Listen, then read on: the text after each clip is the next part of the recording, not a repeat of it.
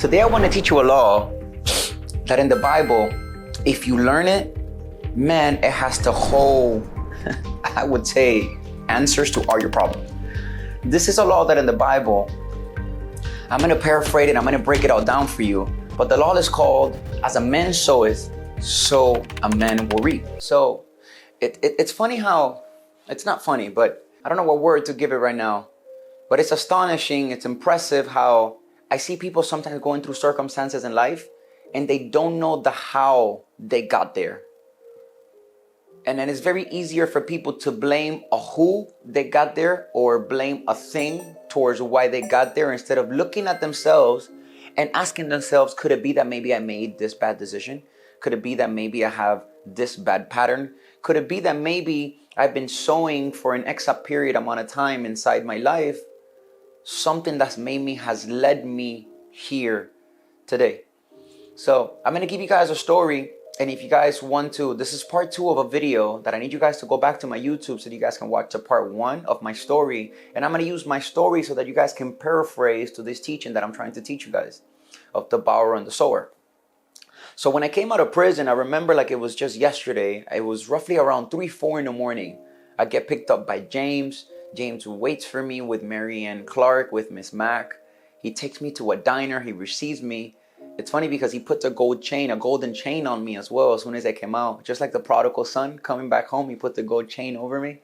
And he takes me to a diner. I go to have a steak. And oh man, I was so chubby. My cheeks were so plump. And they welcome me with hugs and kisses. And it's funny because he tells me, he's like, okay, well, we have an apartment. You're going to come live with us. Or you're going to come abide with us for a season. And I went to go stay at his place. So the next day, we wake up. I believe we go visit my mom. I go visit my brother. I go visit all my family. Mind you, I'm fresh out of prison. I'm fresh out of jail. I had just done a bid of close to more or less, 2-3 years of being in jail, being incarcerated, going through a process of boot camp, going through a whole process, man. I don't wish jail upon my worst enemy, to be honest. And I remember just like it was yesterday, James asked me, what is your favorite car? And I told him my favorite car is a Porsche Panamera. And he's like, okay. So second day passed by. I remember I had gone to my family. I had gone to go visit them. Third day passed by. And I believe the fourth day passed by. The third day passed by. And then James takes me to a dealer to go look at a couple Porsche Panameras. And I go look at a white one with red interior, super nice. I drove it. But for some reason, somehow, that's not the car that the Lord wanted me to have. So I couldn't take that specific one that day. So the fourth day came by and I went to another dealer and I grabbed the blue one. And James gave me the money. He gave me $15,000 down so that I could put down payment towards the Porsche Panamera, which was my dream car. And maybe you're watching this and maybe you can figure out a way to connect yourself with my story. But believe it or not, all of us have a James inside of our story. All of us have a James, but not all of us are willing to accept the guidance of the James. You see, what you're currently doing right now was not revealed by heaven. What you're currently doing right now was probably revealed by another man. You probably seen somebody doing something and then you said to yourself, well, I believe I could do this. If he could do it, I maybe could do it. Let me yield closer to that person. Let me see what are they doing. What is it that they're implementing in this business idea, goal, endeavor. And then you maybe follow their footsteps and then they guided you towards where you are right now, whether it's the job you have, the business you have, the endeavor you have, etc., etc., etc. So that to me was James. To me, James was guiding me. I honestly could tell you that man was chosen by God to guide me in the life. So James introduced me to a gentleman named Rene. After he got me the Porsche Panamera, which was my dream car, he introduced me to a gentleman named Rene, and Rene taught me a very special skill, which I would wish everyone who is listening to me could learn. It's the skill of selling. I remember that we started working for a company named Half Price Tours, and for that company, I was selling the big red bus that you guys see on South Beach with all full of tourism. So Rene introduced me to the industry of being a middleman, of dealing, being the tour guide, being the concierge that connected, had the products, had the services, had the endeavors that the tourism wanted, and I was the middleman between those products, endeavors, and services. And then I would connect people with the services, and I was in the middle making the commissions of each and every one of those desires that people wanted. And I'll speak on another video, but I noticed that in that endeavor, I didn't need to borrow any money. I had so much value that I was providing to the clients that I didn't need any debt. But that's a video for another day. I continue on the journey, learning to sell, learning to become a good skilled person, learning to be hard and be okay with people telling you no, and learning to continue persevering for what you want, which is a sale, which is a goal, which is save an X amount of money so that you can buy the thing you want to buy. So I continued on this journey, and I am almost 100% certain that I walk with the favor of God for at least 2-3 years inside my life. And I'm going to break down what that looked like. I could almost tell you that it doesn't matter what stupid mistake I could have made within those 2-3 years, one door would have closed and 10 more doors would have opened. That's what the favor of God looks like. So I remember selling jet ski tours, selling yacht tours, selling car rentals to people. I remember selling them helicopter tours. I remember selling them Everglades tours. I remember being the main connection with whatever the tourism wanted inside that area. And then it got upon a time where I became so confident in my field. I became so skilled in my field that my name started ringing bells. My name started becoming so popular in that field that other people of influence wanted me to sell what they had for them. The Bible says that a man who is skilled will serve kings. So suddenly, business owners started calling me. Nightclub owners started getting my numbers. People with rental cars wanted me to rent their cars. And more connections started opening, and doors after doors after doors after doors. And eventually I got to save up a large lump sum of money. And then Renee also taught me in that moment that you need to invest this money. You can't just continue to get this pile of money and then just keep it in a pile. So I had to figure out a way to put my money into something an asset that would give me some type of residual income while I was focused on doing the thing that I knew to do. That thing will work for me and give me residual income every single month. So the first asset I put my money towards, I wish I knew about gold and silver before. I didn't. But the first asset I put my money into was a jet ski company. So I bought with Rolly. Rolando, if you're watching this, God bless you. Love you, brother. And I got a jet ski company with Rolando. I bought 6 jet skis. I believe they had like another 10 or another 16 jet skis as well on their end. And that jet ski company was producing residually, after all expenses were paid, it was producing between $1,000 to $4,000 monthly. Every single month, I would make between an extra $1,000 to an extra $4,000 a month will come to me while I was focused on the thing that I was being fruitful in. And mind you, it took a process so that I could save that money, accumulate the funds that I was being given. I had to manage it correctly, and then eventually I grew another large sum of money. That large sum of money, the second investment that I believe I made was a car rental business. And the first car that I bought from Danilo. Danilo, if you're watching this, I love you, brother. God bless you. I bought the first car from Danilo. Danilo sold me his Rolls Royce. The Rolls Royce was about $50,000 down payment. The Rolls Royce was making, if I'm not mistaken, between $5,000 to $8,000 more or less every single month. It will bring residually after all bills and all expenses were paid. So, and then I continued doing the same pattern. I was already making the 1 to 4 from the jet ski. Now I'm making the 5 to 8 grand from the Rolls Royce. So now I am growing money more substantially at a faster speed due to doing the correct things. Remember what I told you at the beginning of the video? Sowing and reaping. So whatever action you decide to sow, that's what you're going to reap. If you're not picking up the harvest that you want to pick up today, it's because in a certain part of your life, you sowed something that today you're reaping it. If you want something different, you need to start sowing something different so that in the future you can reap that. So I continued to do that same pattern. After I gained some more money from the Rolls Royce, I believe the second car that I bought it from John. John, if you're watching this, I love you, brother. I believe I paid John for half equity of the car. I think I paid him $80,000. And then John gave me half of the rental money from that car. And then I continued to do the same pattern over and over and over and over again until one day came where I let all that glory get to my head. So I've spoken in another video, if you want, go watch it, where I've explained that a lot of vision and a lot of ambition without character, you're a bomb waiting to explode. So I remember one day I was in an argument with someone, and I told that someone from within my head, I didn't tell him, but I told myself, I'm like, you know what, I'll be all right. And I remember telling myself, once again, I told myself, I got $250,000 saved, I'll be all right. And then automatically, I remember a thought interrupted my thought. And that thought said very clearly, be careful, Jeampier. The same way it all came in, the same way it could all very easily leave you. And that was my moment right then and there to realize that God was speaking to me. That was my moment to realize you need to repent. You're doing something wrong. You're being arrogant. You're being egoistic. You're thinking that you did it all on your own, and you're not noticing that God was helping you through all this whole journey. So just like Adam and Eve, when Adam eats the fruit and God finds him naked, God calls him, Adam, where are you? He says, I hid. I was scared. I was naked. And then he said, what have you doing? And instead of saying, you know what, I'm sorry. You're right, I did eat the fruit. I was wrong. Instead of admitting he's wrong, he decided to blame something. All Adam had to do was just admit that he was wrong and just ask for forgiveness. But since he just blamed the woman and found something to blame instead of admitting it, that's when all this problem happened.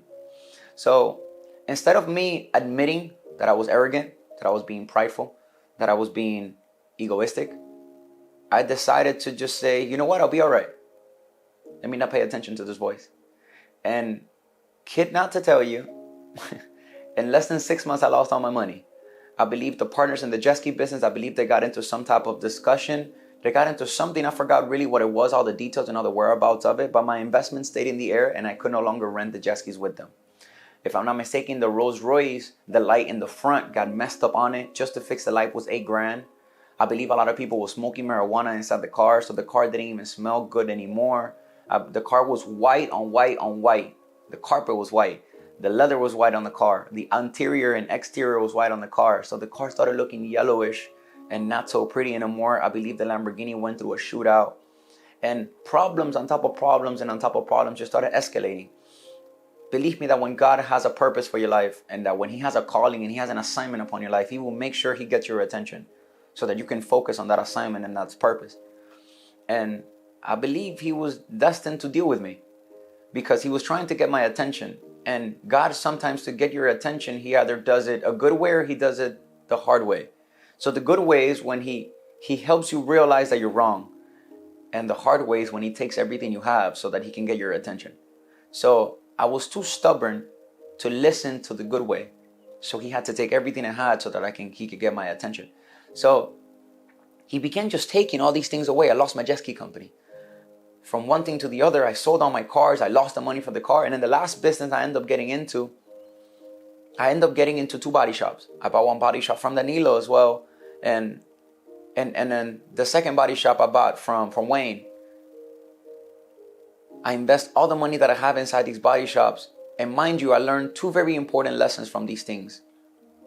I learned 3 important lessons. Number 1, you never lose out of anything. You always gain some type of knowledge, some type of wisdom, some type of experience out of any losing and winning situation.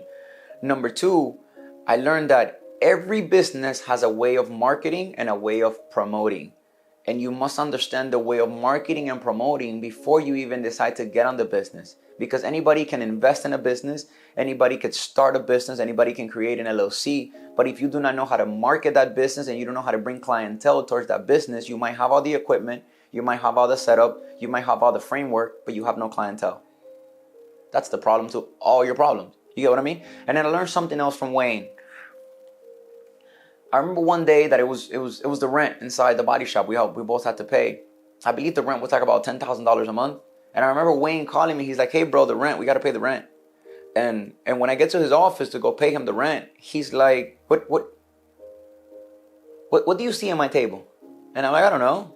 I see notepads. He's like, exactly, notepads. He's like, you know why all these notepads are here? This is the reason why I'm rich and you're not rich. You see, all these notepads have something written down on them. Each of these things that are written down on these notepads, they tell me I need to accomplish them. So therefore, I don't forget them. And he told me, brother, you need to write things down. I can't keep calling you to remind you to fulfill your responsibilities. I got my own stuff to deal with. And that day, I learned something very humiliating, but humbling at the same time. And that lesson stuck with me forever. From this day on, I carry a planner. From this day on, I write my visions down. And it's funny how how the book of Habakkuk, I think it is one of the two, says write the vision down so that he who sees it could run towards it. And I learned a very beautiful principle that day. You need to write things down. Write your vision down. Write the things you got to do throughout the day. Write your goals, write your dreams, write your aspirations, write the things you want to accomplish so that your mind can constantly be reminded, this is where we're going, this is what we want to do. What is it that you're doing? Whatever that you're doing that is not connected to this is a distraction. Whatever is it that you're doing that is not guiding you towards that, it's guiding you away from that. This is the plan that God gave you, the dream that God gave you, the desire that God gave you, and anything else other than this is getting you away from that purpose. So ever since that day, I learned that from you, Wayne. And the business didn't end up going so well with Wayne. I ended up breaking parts with him. And I remember in the last business, which was the second auto body shop that I bought, things didn't work out until they didn't work out. I remember my mom came through the body shop and she's like, hey, mijo, what's going on with you? And with very watery eyes, I told my mom, I'm going broke. And she's like, what do you mean you're going broke? I'm like, yeah, mom, I'm going broke. Mind you, my mom was the one that used to manage all my money. Every time I used to make large sums of money, I would call my mom. Since I didn't trust the banks, I still don't trust the banks. I called my mom and I would tell her, hey, mom, go to the safe deposit box and put all this cash inside the safe deposit box. And my mom was very used to maneuvering, counting my cash all the time. So after seeing so much cash, to tell my mom I'm going broke was a very difficult news, honestly, for me. And my mom told me something that actually broke my heart even more. My mom said, well, mijo, I can give you my taxes. And mind you, when I came out of prison at the very beginning in video number 1, my mom had already given me her taxes so that I could fix my license when I first came out of jail, so that I could get my life in order back again after making the mistake that I had already made. So for her to tell me, mijo, I could give you my taxes again, was a very humbling experience in that moment that broke my heart. It's almost like a discouraging event. It's like, dude, after all the success you have, now you're back to zero again. I remember I think I had maybe $30,000 and I had 2 Rolexes, which to me back then meant 3-4 months of life, 6 months of life. It wasn't much money. And I remember my sister calls me and my sister's like, hey, since we're going to start this investment for Christmas, I believe, or for my birthday, I forgot, one of the two. She's like, why don't you come to church? She's like, the only thing that I would like for Christmas for you to gift me is for you to come to church. And this is the thought that went through my mind. I'm like, you know what? I'm going to just go to church so I can get rid of her. And then another thought came to my mind. I said, well, you know what? Since we're doing a business together, let me just go to church. That way I come into good deeds with her. And I went to church. And for the first time in my life, after experiencing the only thing I knew, I had already had an experience with God in jail. But before that experience, I knew brujeria, I knew witchcraft, I knew sorcery, I knew babalaos, I knew all of them, what people call gods. I was firmly familiarized with all of those, what people call saints. But I wasn't experienced with what happened to me in church. Something different happened to me in church that I had never experienced doing all that witchcraft that I had done in the past. When I went inside the church, without talking to a pastor, without knowing the Bible, without knowing God, I had a supernatural encounter without no one touching me. That was greater than me. What does this mean? You remember when your parents tell you, hey, mijo, don't do this. This isn't so good for you. Do this other stuff. Do it this way. This is the way that we know as parents, the way that it works. This is what we know that is good for you. Stop doing it this way. And then you tell your parents, yeah, mommy, I'll be okay. No problem. Don't worry about it. Like trying to ignore them, trying to pretend like you're listening, but you really don't listen to them. That day, I felt God revealed to me, hey, listen, mijo, you've been doing all these things wrong. Supernaturally. This all happened supernaturally. I felt him tell me and make me feel, listen, brother, you've been doing things wrong for a very long time. And it's time for you to do them this way. But you see, I couldn't respond to that feeling and that emotion in that specific moment like I usually respond to humans. Like, yeah. I'll get it done, no problem. You see, in that moment, I broke down. You could see tears inside my eyes. You could feel surrendering. It's almost like I felt a power greater than Jeampier. It was someone bigger than me inside that room, inside that church. I had gone to King Jesus. It was in Kendall with Apostle Guillermo Maldonado, and when they did the calling for the souls, I ran to the front. I had tears inside my eyes. I was all broken, and that day, God planted a seed inside my heart. And I'm not going to tell you that everything changed from the day to the next, and that I was perfect after that day, but I will tell you I was never the same. Sin never felt the same after that day. Doing the things I used to do back then didn't feel the same. Hanging around with the people I used to hang back then didn't feel the same. Being the person that I used to be didn't feel the same with me. It felt wrong from within inside my heart. It felt like going the wrong direction. So supernaturally, God began a process in my life that changed my whole endeavor.